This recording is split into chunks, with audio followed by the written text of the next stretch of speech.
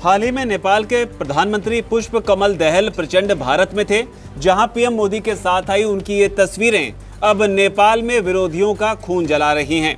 और यही वजह है कि विपक्षी दल कभी अखंड भारत तो कभी सीमा विवाद को लेकर प्रचंड को घेरने में जुटे हैं। घेरने वालों में जो शख्स सबसे आगे है वो है केपी शर्मा ओली। वही केपी शर्मा ओली जो कभी अपने कार्यकाल के दौरान चीन के चमचे के तौर पर मशहूर हुए। केपी शर्मा ओली ने भारत को लेकर 2 परियोजनाओं पर सवाल उठाए हैं। ओली ने अरुण और फूकोट करनाली पनबिजली परियोजना को लेकर प्रचंड की आलोचना की और कहा कि नेपाली प्रधानमंत्री ने अपनी भारत यात्रा के दौरान मूंगफली के बदले दोनों ही हाइड्रो प्रोजेक्ट दे दिए।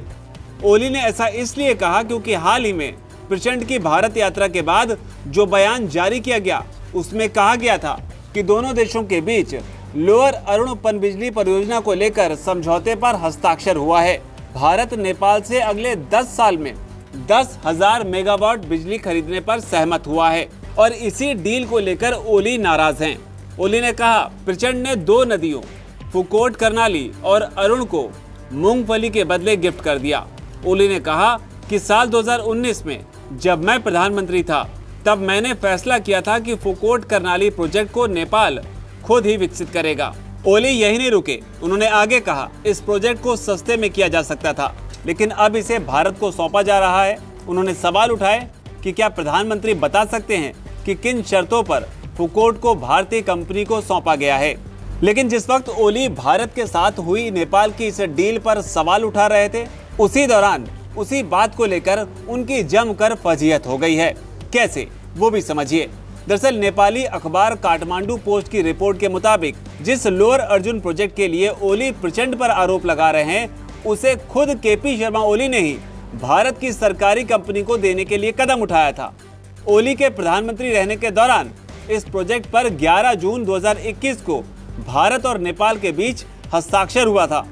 ओली के पद छोड़ने से काफी पहले ही ये प्रोजेक्ट भारतीय कंपनी को दे दिया गया था। नेपाली कांग्रेस के एक नेता ने ओली के झूठ पर कहा है कि अब केपी ओली झूठ बोल रहे हैं ताकि खुद को राष्ट्रवादी दिखा सकें।